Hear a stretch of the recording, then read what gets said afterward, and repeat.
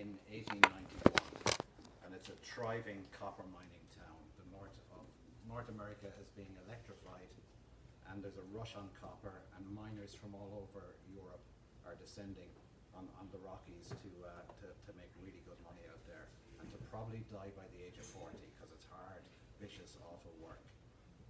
By 1891, there are 30,000 people in Butte, and 10,000 of them are from County Cork in Ireland, because all the copper mines there played out coincidentally at that time, so they moved en masse. And I'll talk to Julie about this. I came across this story in the late 1990s when I was out on the coast of West Cork where those copper mines had been. And I went to Butte at that time to research the story, and I didn't get very far with it then. It came to me much later how to do it. But it's that visit I made to Butte in October of 1999 keeps coming back lately, because the city is so proud of its Irish heritage still, and when you show up with an actual Irish accent, you're embraced to the town very quickly. And I had a ball, and they gave me great material for a novel that I finally managed to put together. It's a love story. We're going to meet two characters, Tom Rourke and Polly Gillespie. Tom is an Irishman, 29 years old. He's been in Butte for a few years now. He's not a miner. He's a disaster of a young man. He's a kind of a poet. He wants to be an outlaw of some kind. He's a drinker, he's a doper, he's in the brothels. He's always getting into trouble. As the book opens, he's been on a crawl around the city at night between bars and dope houses and God knows what else. He's lost his faith in God. He's found his faith in God again. He's had his knife taken off him. We're still only on page 11. Now, all the bars and premises named in the book existed in Butte in the 1890s. Tom Rourke looked in at the Board of Trade again. He took a slow, recuperative bottle of stout. He was dissatisfied with the ambience. Too many Irish. There were by now 10,000 Hibernian to the town, and they had the place fucking destroyed, was Tom Rourke's opinion. A fellow Corkman drinking at his westerly elbow leaned in with an accent from Bantry originally. Tom, did you hear about Two-Bit Billy? Shot his own toes off, Tom Rourke recited, at the Alley Cat bar. Not the way I heard it, Tom. It happened at the Big Stoke bar I seen eyewitnesses describing. Two-Bit is barred out of the Alley Cat since March. Mostly he'd been drinking with the Finns down the Helsinki bar. When did that all start? March, they were drinking for St. Uro, the bastard what chased the grasshoppers out of Finland. And Two-Bit fell in. Two-Bit fell in, Tom. The man's companionable. Where did the grasshoppers head down? We're getting off the track of it, Tom. Was it the right or the left toes he shot off the way you heard it? Does it really matter, friend? All I'm saying is you're an honest working man stood there trying to have a peaceful drink and there's toes all over the fucking floor. That's letting the place down something shocking, and I don't care what bar. Tom Rourke looked in at the Southern Hotel. He looked in at the cesspool. He gave a broad berth to the bucket of blood, which was for newspapermen and touristic types only, was his opinion. He denied himself. Once more, the line cribs, though he considered briefly a proposal of marriage to Greta of Bavaria at the Black Feather crib. It was by now 3 in the morning. He drank and smoked and moved his feet. Then the black haze descended. Then the music all stopped. He felt himself aloft suddenly. He was at an elevation. He was upon the air. He was carried from the open all-night bar and deposited arsewards to the street. He crawled the breadth of the street on all fours. There was very little dignity to it. He rose with grave uncertainty and stumbled away into the night, and he carried yet the great burden of youth. He lost his faith in God again around 4:30 in the morning. Now he believed in everything else instead. He believed in spells and enchantments. He believed for sure he could put a spell on this horse. He clamped one eye shut to keep the horse in focus, but she danced about madly before him, a nervous animal of golden aura. It was mostly Palomino in her. She kicked at the frozen hard ground, and a petulance of tiny stars flew up in sparks. Go handy, he said, wouldn't you? My head is fucking open in here. The moon was near and pale at 3/4. It showed over the east ridge wanly. There was a witching in its blue milky light. The horse kicked and whined and her eyes flared with violence. No call for that business, he said. He tried to get on his feet for the stance of authority, but failed and slid the wall of some old shanty onto the bone of his butt again. Jesus, the cold would go through you these nights. He looked up at the horse, and the horse looked down at him. She was beautiful and high-bred, and her every muscle shone. Who the fuck owns you anyhow, he said. The horse quieted and relaxed her head to one side and stared at him as if she was certain now she had seen him before, but couldn't place him. Tom Rourke, he said. The horse stilled herself utterly and fixed the lashes of a long stare on him, and he was bound. There was wretched pain in her someplace. He rose and wavered on woozy legs. He was operated by an inept puppeteer. He opened a hand to the horse. She flinched and stepped back, but only by a few dancing steps. They were flirting now. He felt he might need a horse one day soon. She lowered her stare again, and he put a hand before her face and felt the hot, sick breath on his palm and locked onto her lash-white stare. Closer, he said, and he began tunelessly to sing, working out the words as he went. Oh, Palomino, Palomino, sing a song for me. Palomino, sweet Palomino, nothing comes for free. And now fall, he said. At that, the horse buckled onto her knees as if gunshot and rolled onto her side and onto her spine and kicked at the air and showed her crazy teeth, and the pain was no more, or at least not so she could feel it. I'll be seeing you, said Tom Rourke. He was on Wyoming Street again in the pre-dawn dim. He was a bit drunk still and pretending not to be. He was also a little bit high. His member was somewhat on fire. The rooftops of Dublin Gush leaned into each other as though to confide. The gallows frames above the pits were the mountain sentinels, and these were very elegant, he felt.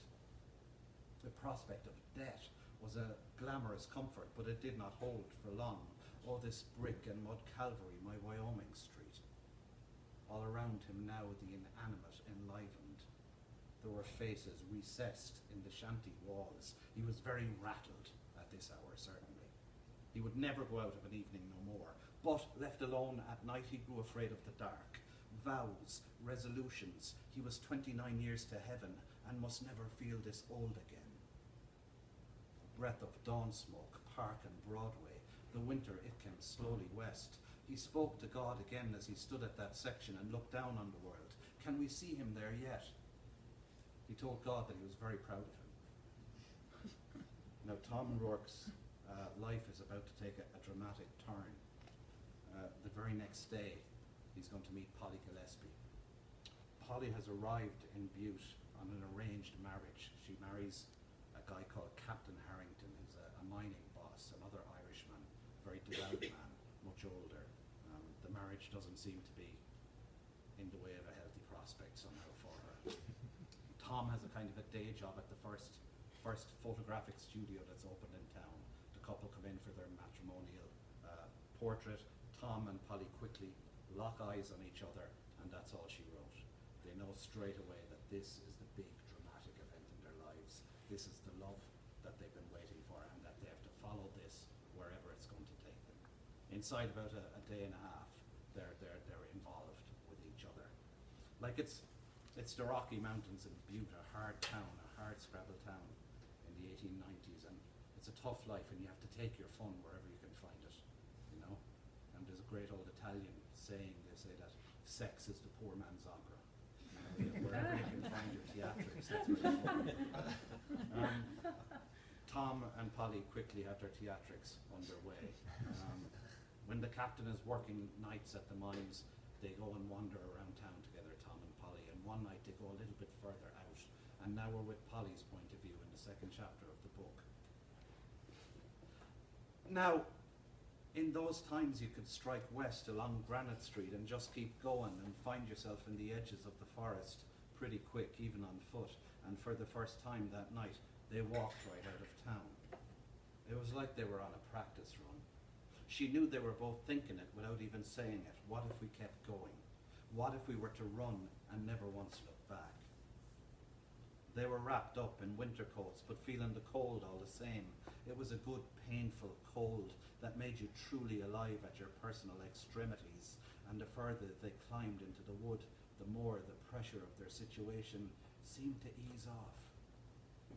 A little river moved up there, ran in silver through the trees and made its own spooky night music. There were ruins of shacks, old hunting shacks and claim shacks that had never paid out. These fall-down premises hanging loose, planks jutting out like broken elbows, holes in the roofs, night birds that were eerie types, but she did not know the names of birds in the particular. It was said there was vagrants and runaways up there too, but they didn't meet nobody for a while and didn't hear nor see nobody, but somehow they were expecting it. And soon enough they saw a lamp burning up ahead in the dark of the night, and they were drawn to it, moth-like, even though they were a little bit afraid. Turned out it was a dude named Ding Dong. Ding Dong was so called on account of he'd been bellhop at the Southern Hotel many a lonesome moon ago, was how he put it, but had turned silly on account of not sleeping at all and was not fit for the company of humankind anymore. Simple as that. Falling asleep felt to Ding Dong like drowning, he said. So he just quit it all and lived in the wood ever since. Didn't sleep and didn't have to. And there they found him, sat outside an old shack he'd fixed up somewhat, and tell you what, he looked content enough in his way. From the trees he'd hung some old pans that he'd hit with a stick to make a rough percussion and music out of, but he didn't seem all that bad in terms of silly. Not saying you could walk the man into a bank and open up an account. But they sat with the dude Ding Dong an hour or so and passed the bottle around, and it was companionable. Ding Dong said he could read messages in the sky and in fires. He said he could have an agitated guess at what was coming down the line for folks. You said agitated, said Polly Gillespie, 'cause that's how it feels, he cried and slapped his hands together and got all crinkled up laughing. Tell me more, she said. And Ding Dong, he said, now look it, there are folks who get certain intimations about what they need to do in their lives. They can feel these intimations like stirrings of the blood, but can't always make sense of them. They just get drawn to acting out in certain crazy ways, and boy, it's mysterious, he said. Feels like they're acting out under the instruction of the moon and tides. Feels like there ain't no plan nor design to it, but there surely is. You just got to learn how to read it right. But whatever intimation you get about your life, you got to follow it and follow it through, because elsewise nothing's going to make sense ever again. I got intimations coming out the ears, said Polly Gillespie. And the dude called Ding Dong, he turned to them both all somber, then he said, now look up yonder. Look up at yonder moon, he said. You may need to look for a while. He said, fall into it. Look real hard. Fall into the spell of the moon. Now tell me, can you see fires on it? Can you see fires on the moon? And there she was, with Tom Rourke, hand in hand, in terrible love, in the dead of night in the forest deep, looking up to the sky, and all at once, yes sir, absolutely, they could see fires on the moon. Now that there's a sure tell sign, Ding Dong said, that it's come to a time in your lives you need to act. The dude, Ding Dong, he spoke with this like weird authority. Little river was moving ice already, long peaks of it gleamed like running knives in the dark. They walked on and further on. It was such a clear night. All the stars were out. It was very cold.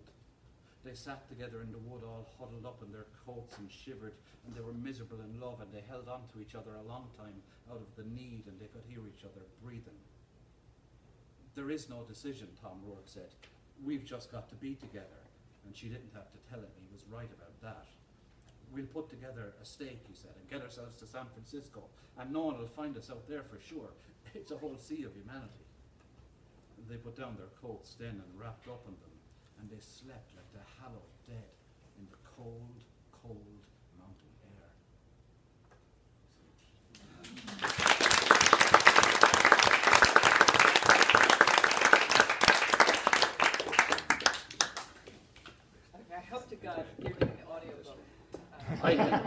opportune moment to tell you that I have recorded the audio. I love to do them, the audiobooks. They're hard work. Do you do yours, Julie? Yeah, but not like that. It's you're kind of trapped in this little room for 3 or 4 days, and it's gone past the point where you can change anything in the text. And also you have no lovely audience laughing at your person and your nice funny lines, so there's no feedback. But it's I love the way they've spread in recent years, and they've become such a thing. Yeah. I was launching this book in Dublin about a month ago in a great bookshop called Hodges Biggest, and I was signing books in the line at the end, and maybe not a quarter, but I would say 1 in 5, 20% of the people said, "Oh, I really loved hearing your last one. Really loved listening to it." So it's I love the way that it's become such a thing for people. Yeah, it's great. It's terrific. Yeah. So I want to talk about this book, but also in the context of your other books. And I don't know if I need this microphone, or can you hear me back there? I need the microphone. Okay, I will use the microphone. Thank you. But there are several of these books. I have them with me: Night Boat to Tangier, Beetlebone, City of Bohane, that have these characters that are sort of, I think of as charming Irish thugs, just incredibly winning people, even though you wouldn't really want them as your neighbors and close friends. So you have one character in this new book saying about these are Irish thugs, terrible people born of a terrible nation. And I want to know just how you think about them as people that the reader ends up having enormous sympathy for and love for, even while really they are dangerous, criminal, scary people, many of them. I love them. I love them all dearly, and I think at the start of any book or any story you're going to write, you have to give yourself trouble, you have to give yourself problems, and you have to come up with these characters and think, how am I going to make the reader go with this Tom Rourke creature, or Polly Gillespie, who has her own past that we get little hints of as the book goes on. But I love to write about, there was a great expression used about Saul Bellow that he wrote about low lifes in the high style in books like Humboldt's Gift. And I think any human being deserves all the prose you can give them to try and get some understanding and some feel and to see why they're like that. And it's really interesting as an Irish writer, I'm often asked about profanity in the work. There's a lot of swearing and people talk to me about that, and I say, well, in this particular instance, they're Irish copper miners in a saloon bar in Butte, Montana in 1891. They're not talking the Queen's English, But I think profanity is really interesting as a topic. Why do people swear? And what it is it's a defensive use of language. It's a shield, And I'm very often writing about Irish men from working class backgrounds, my own kind of background, and their physical kind of stance is very kind of tense. There's a tense hold. And I'm always thinking about characters, first of all, and how they physically hold themselves, how they array themselves in the world. And the language follows that, and it's defensive. And in that language and in that physical stance, there are hundreds of years of politics and class and history and religion all feeding into it. And once you get those things, you start to get the heart and soul of your characters, I think. I go off on these long, endless, rambling. I want you to do that. That would be great.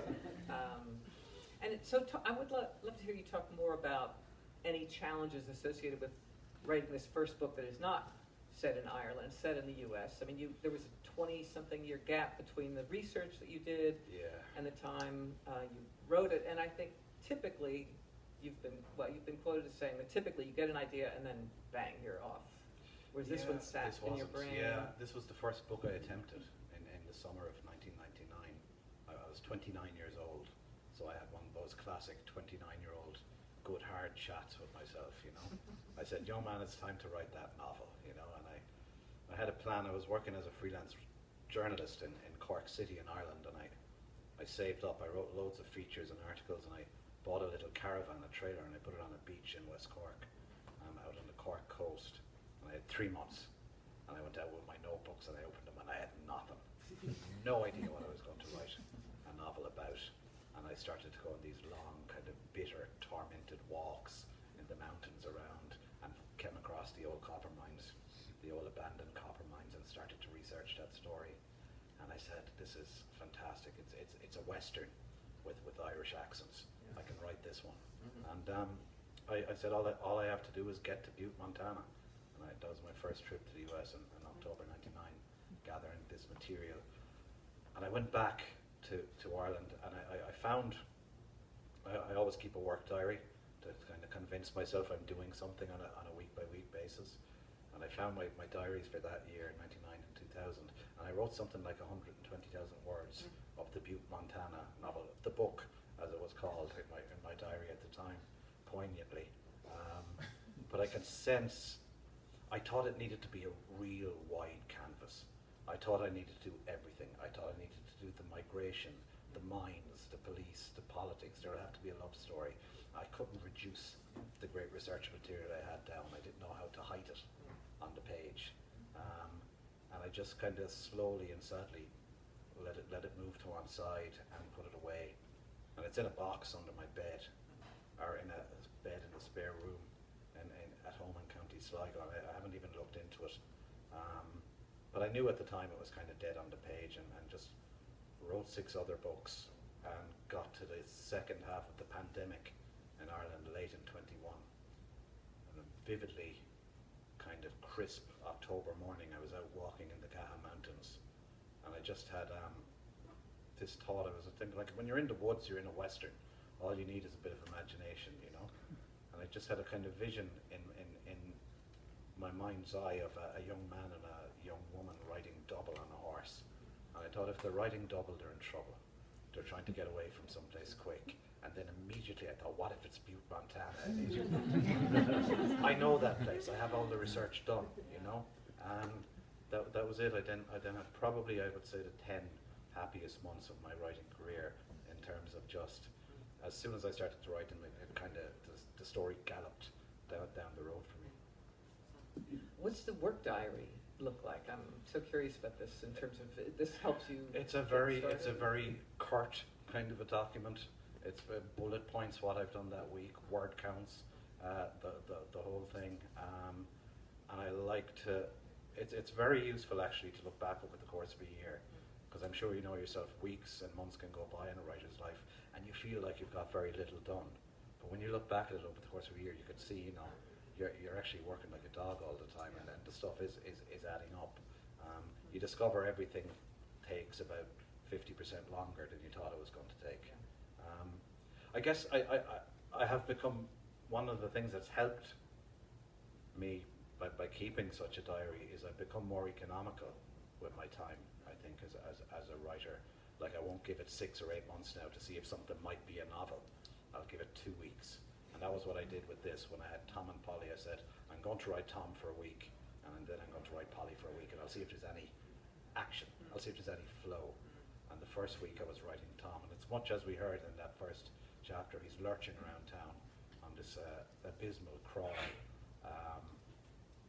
And I thought it felt promising. I thought, okay, I'm naturally getting the world of the book as he lurches around in this pub crawl. And I said, okay, that seems okay. And the second week I started to write Polly. I was more nervous because she's an American voice. But you're fine.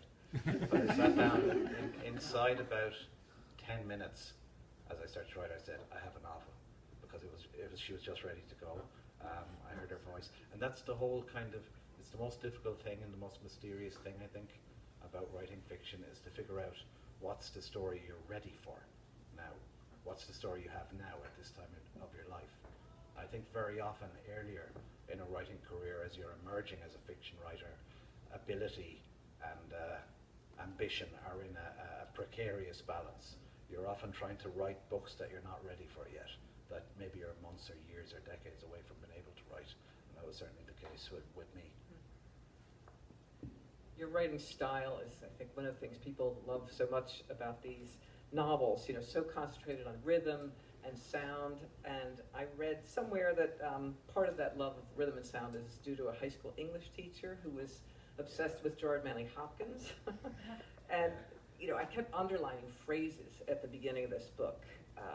Ignorant wind, charismatic light, somebody's eyes burning like hot stars. You know, it's language, you want to eat it. It's so rich. Yeah. But so how does that, is that necessarily connected to the plot and the characters? Is that just the way you're Yeah, it's imagination I can still quote reams of Jared Manley Hopkins off the top of my head, and will do at the drop of a hat. If anything else. Windhover. The Windhover. I caught this morning Morning's Minion, Kingdom of Daylight's Dolphin, That will draw and draw and in his calculate. writing of the level air inside. Will we continue? But it was, yeah, I mean, every writer has these very critical figures, these great English teachers that come into your life at some point, and made us learn poems by heart, which is a great thing to do. I don't know if they do it so much in kind of high schools anymore. It's a great thing for your brain at that age to be made to like learn 14 stanzas of a John Donne poem or something. You know, it really puts these rhythms into your mind. I do think that prose fiction, like most of the arts, is a kind of a disappointed music. It's all other art forms aspire to the condition of music, to the way that music can move us so effortlessly and quickly and mysteriously, and every other art form is trying to do that as well. I think every novel needs a kind of a tuning fork. You need to find a note for it, and you need to find a rhythm for it, and these can come to you in mysterious ways. Polly's voice in this novel owes an awful lot to two Terrence Malick films from the 1970s, his great neo-westerns, I suppose they are, Badlands and Days of Heaven. In each of those films he uses female voiceover, Sissy Spacek and the wonderful late Linda Mance in Days of Heaven. Just these kind of weird, blankly poetic voiceovers. And I even scrawled down some of the Days of Heaven one and had it pinned over my desk. And any time I was struggling with Polly, I would go, there's your tuning fork. That's what she sounds like, you know. I'm totally brass-necked about stealing wherever I need to find stuff. But I do think every story and every novel has its own kind of rhythm, and you're just trying to feel that out and go line by line. I remember years ago, it must have been the 1990s, Don DeLillo was on a rare excursion and was doing an event in Dublin, and thousands of these kind of wannabe boy writer fans showed up, kind of look it up, and he said something that kind of shook me to my boots, as they say. He said, like, I'm not really that concerned with the meaning of a sentence, I'm just really interested in how it sounds. And I went, okay. And he started to talk about how rhythm can kind of then generate meaning and can generate momentum and plot in a mysterious kind of way. And I definitely hold to that and believe in it, I think. Yeah. I think sometimes when I read your books about Dennis Johnson, the short stories in Jesus' Son, in part because there's the sacred and the profane in a single sentence, the richness of the language. I revere him, and just inside the last few weeks I picked up, was it his first novel, Angel, which is a fantastic book and really holds up well. The only one I never really got on with was the Vietnam one, the Tree of Smoke one. I found that so dense. But no, he's absolutely a writer who works with the ear and works on rhythm. I did like to go back to the audiobook thing. I do sometimes feel when I'm recording them that this is the kind of the ultimate expression of this story that you know they're, and I think it's common to a lot of Irish writing, and I think it's common to a lot of writing from the southern US states, that the stories that are told are they're written to be heard almost, you know, where we're kind of like, you know, irredeemable yarn spinners. And one of the things, of course, a writer should never do is go on to Goodreads.com and look at their reads. So I was on Goodreads quite recently, see what they were saying about my new book, and someone described Barry's, it was a lovely 5-star review, described Barry's grandiose campfire storytelling sign, and he said, that kind of gets me. That's kind of I'll ask one more question, and then if others have questions, I would love to hear them. In a Paris Review interview, you were quoted as saying that as a writer of fiction, you're vividly aware that life is always hovering toward a condition of shapelessness, and you're trying to put a shape on it, trying to tell stories around it. Writing fiction is, I think, a survival mechanism. So I wondered if you could talk about, what impels you to do this, or what began you as a writer. Yeah, I think it's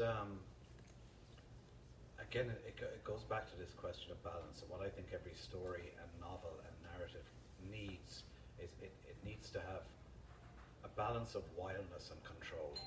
I do think that life, as we go through it, hovers out of control all the time and can seem to approach a condition of kind of shapelessness, and we don't know what's going on half the time, despite our best plans, and what's happening with our feelings and what's happening with everything going on around us, how we read the world. It's changing all the time.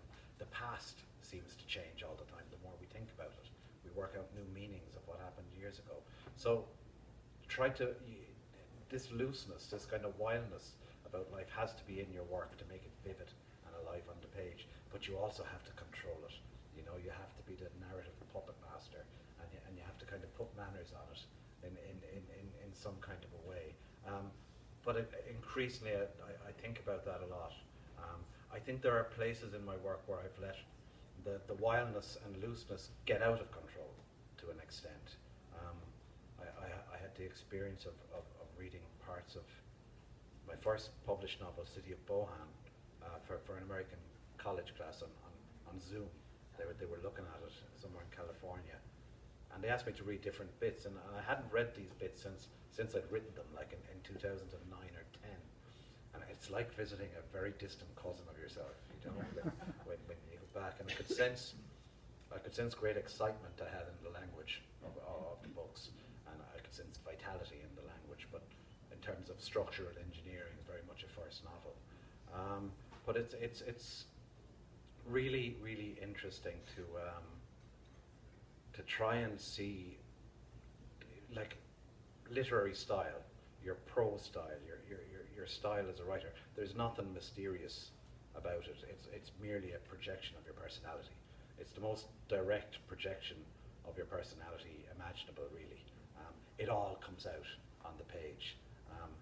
After a certain amount of time in life has passed, there's not much we can do about our personalities generally, and you just have to kind of go with it on the page. And when you're writing fiction, you're always kind of giving yourself away. You know, there's that famous John Didion quote about, you know, you're always selling someone out when you write a story. I believe that's true. The ideal situation is if it's yourself that you're selling out, and it generally is. Questions from anyone?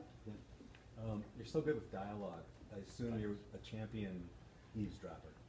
Do you walk into a pub with a notebook, and as you've gotten more famous, does the pub just go quiet now when you walk in? Yeah, I'm quite well known in Ireland, I Right. guess. So my bounty in terms of eavesdropping in certain on trains and stuff mightn't be what it was, because it is your man. He's going to put this into a book. But yeah, do you know what's really interesting to do is not even so much to listen to people talking as watch them talking. Watch what they're doing with their bodies when they're talking. Like, bad dialogue on the page always seems very blah blah blah blah blah blah, blah, very even, and it's never like that in life. There's always a talker, and there's always, you know, someone who's on the receiving end of it. And it's there's a quote I massively overuse as well. It was from Norman Mailer, who said that whenever two men say hello to each other on the street, one of them loses. There are always these tussles going on in any conversation, with your mother, with your wife, your husband, your dearest friend. There are always secret little power tussles and little battles going on. And in Irish conversation, you mightn't figure out the meaning of it for 12 or 14 years. That's what she meant. You know? But yeah, it's really interesting to watch people. I do, and I get praise for my dialogue, and I'm grateful for all praise. But before I think about what my characters are saying, I do think a lot about how they're holding themselves and what that kind of physical kind of gesturing is. If you can work out what your character is doing with her shoulders, you get an awful lot about her, you know? And it's, when I had that little kind of vision of this young man and young woman riding double on a horse, the first thing I thought about them was they're very slight. These are not big, kind of, you know, larger than life characters in a Western. They're slight, kind of waifish, like elves. And of course, when you put your characters into a woods as well, it becomes a kind of a fairy story immediately also. Questions? Yeah. You said, I think it's in an upcoming interview in the New York Times, that young people should read Finnegan's Wake to among other things, learned that plot, it doesn't really matter. But it seems to me that you have a lot of plot. I mean, you mentioned inventing trouble at the beginning of writing a book. Is the trouble the plot in then? Or, I mean, what is your feeling about plot in your own work? This novel probably has more plot in it, I would say, than the previous 3 published novels have. A little more. I like a certain amount of plot. I like there to be a thread. I want the reader to need to turn the pages. I don't believe in plotlessness. I don't believe in very heavily plotted books. Those aren't the types of books I write. It's a word that causes an awful lot of trouble for writers when they start thinking about plots, you know. I just think of it in terms of story, really. And very often the question I ask early on when I think of my characters is what's their trouble? What kind of trouble are they in? Is there any hope of getting out of it? Is there any light at the end of the tunnel? Is there any redemption possible? But yeah.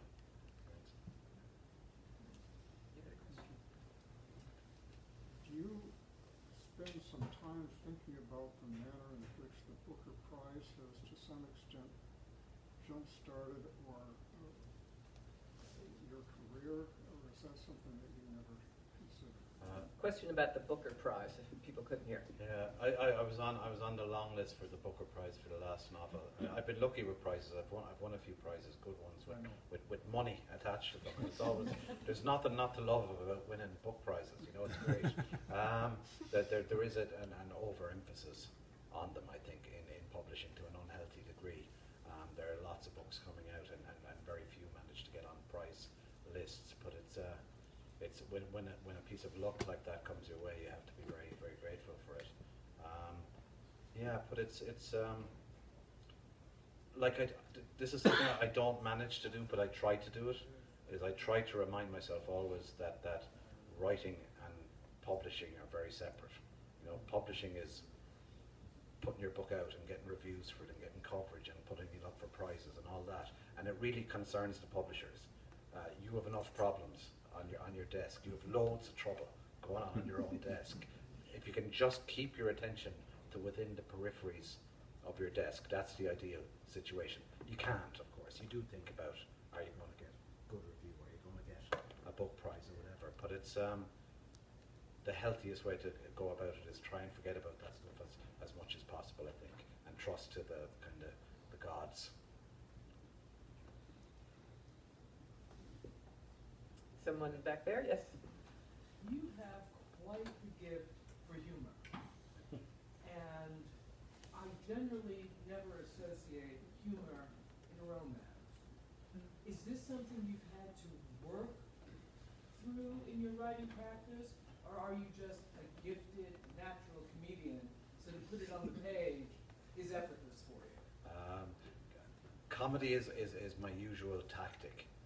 I do consider myself to be fundamentally a comic writer, and the reason for that is if you can get the reader laughing, even if it's a kind of a low ribbon of chuckles just as they turn the pages, a laugh is a physical response, and with every laugh, with every little chuckle, the reader is opening up to you and becoming vulnerable to your manipulations, and then you can bring in the heavier material and the more poignant stuff and the darker stuff. There can be, as you suggest, there can be very difficult balances to make between laughter and romance, for example. And writing love is very hard to do.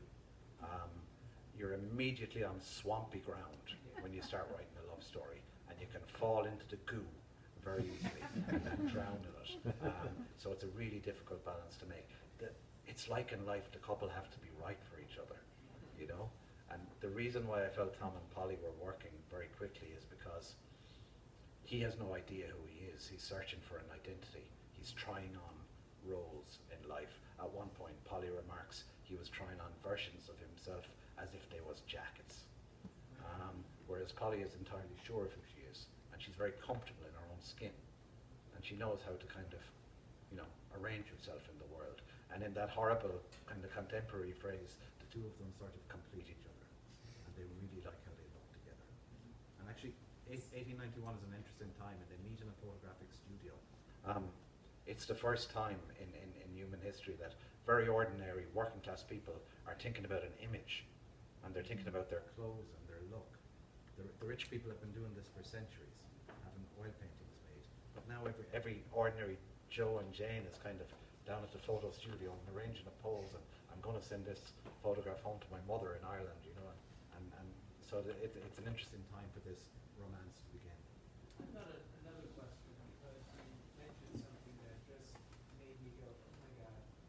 How odious was your revision process on this book? I read it aloud a lot, and I act it out from a very early stage at home. It's an important part of the process for me. Trying to catch the evasions in the text where it's not telling the story of what it really needs to be telling. I generally do kind of 3 drafts before I send it to my editors, and then look at notes for them. I think there's a big danger with drafting that you can polish too much. And it's something I fall into sometimes, and you can smooth it all out too much. And you can rub all the kind of rough, awkward bits out of a story, and then it loses life. You know, and you almost have to go back in and kind of rough it up a bit again. There's something interesting about it.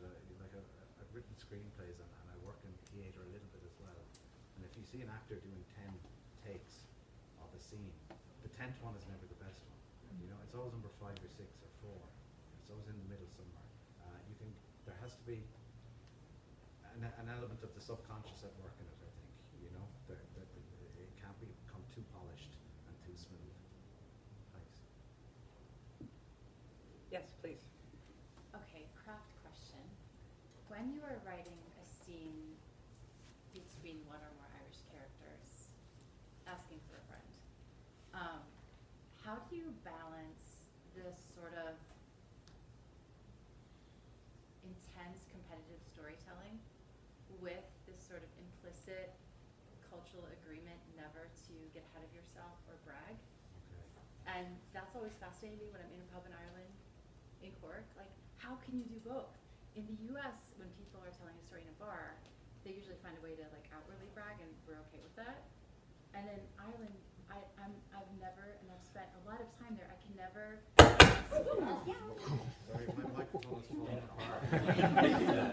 Enthusiasm to answer your question. Yeah.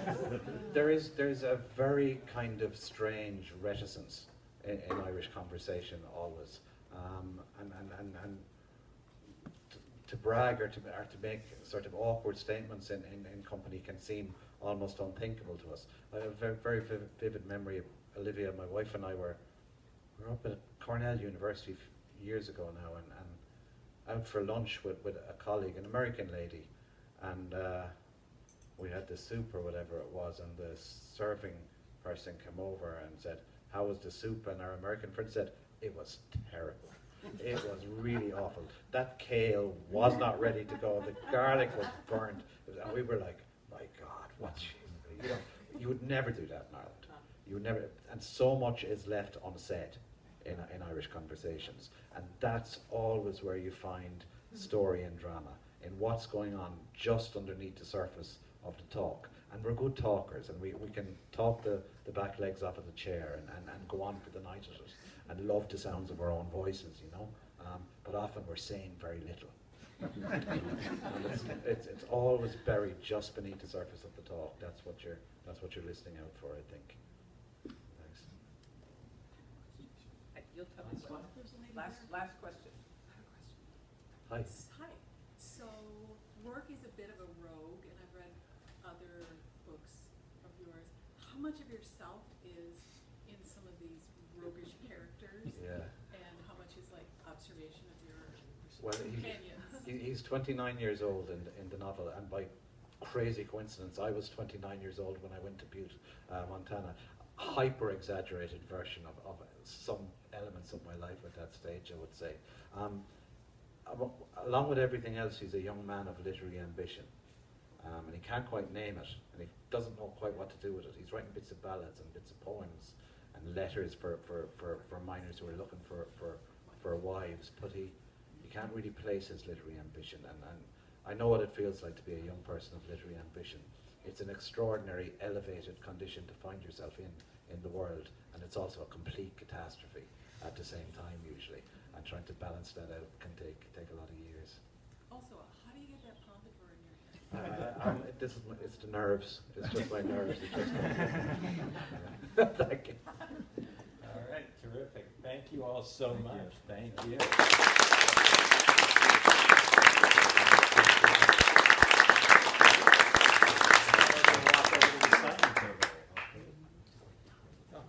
And I appreciate you all for staying. And I'll tell you all the experience.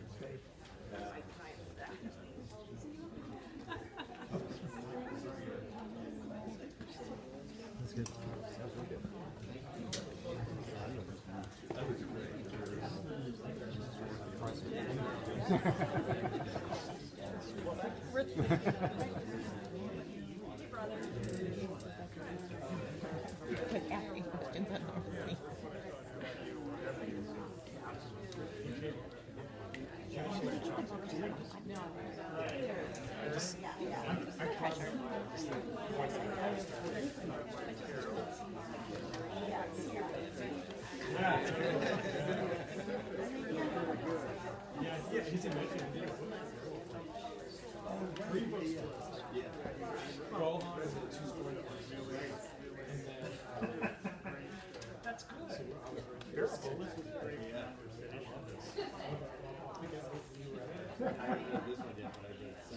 See, I don't read that many too.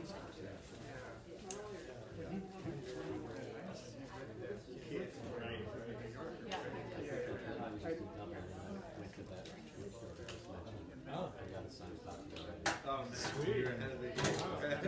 Nice. Good. Well, good to see you again. Yeah. Glad I said hello. Yeah. Okay. See you. Yeah. How's it going? For a long time.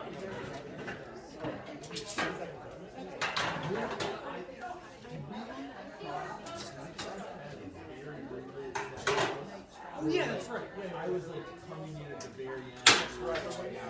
But like, I think you and me and hung out in the backyard like during the Yeah. yeah. Do you know Hey, John. I do. Yeah. No, I'm So many books and I'll look for it. Yeah, yeah. Like, where did that go? Oh, I must have lost it. I still have your, I mean, really?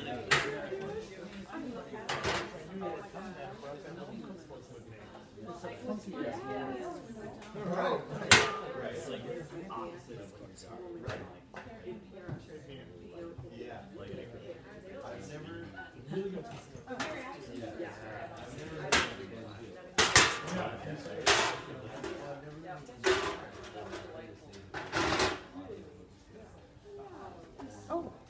Thank you.